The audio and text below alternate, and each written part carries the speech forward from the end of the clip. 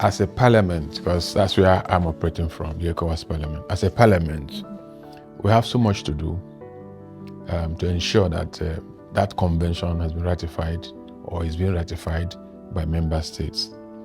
First, there are 2 sessions that requires that member states will present country reports. It would be of great importance and contributions from the parliament to insist and ensure that one of the parameters for evaluation of the countries would be their level of compliance with several texts, and this will become one of the primary considerations in referencing the text that countries and member states have complied with. So if we put that up, we will require that every member state, in the course of presenting the country reports, will tell us what has happened to the Convention 1325.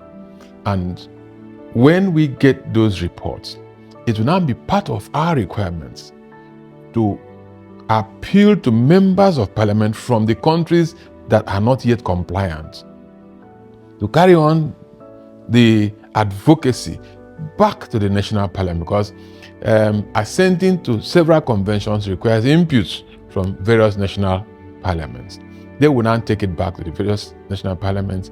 If they have to enact them as acts of the national parliaments, they would have that encouragement from members of the ECOWAS parliament. There would also be a greater need to see how we can create a level platform. If it is in terms of placing it before the authorities of heads of states of government as a protocol that the ECOWAS needs to sign up onto, because this has gone on for too long. Women have become victims in a society that requires inclusion, and this should be a priority to us to ensure that we go past it. Because if it were not of importance globally, that convention wouldn't have come up at the United Nations in the first place. Since it has come up and we are a component part of the United Nations, it will be very needful for us to ensure that it is ratified amongst the various countries or communities that are within the ECOWAS. So our role essentially is to ensure that we continue with the advocacy. If we have to encourage national parliaments to enact acts in this direction, we will do that.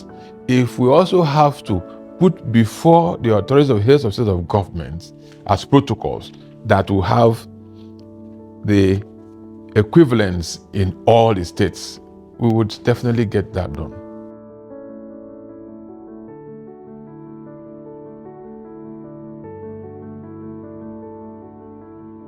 We are already doing so much in this regard. There is within the parliament what is popularly referred as ECOFEPA. That is the parliamentary pressure group that is made up of women.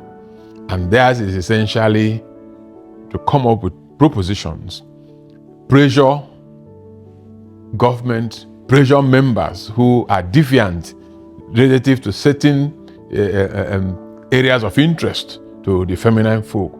So if we have been doing this much, it becomes a lot easier for us to continue to engage with the civil society organizations.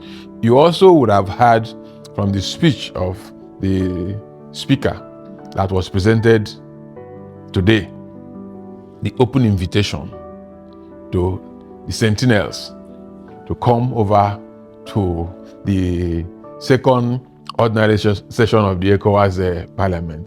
These are all efforts to engaging several civil society organizations that will add value to what we're doing.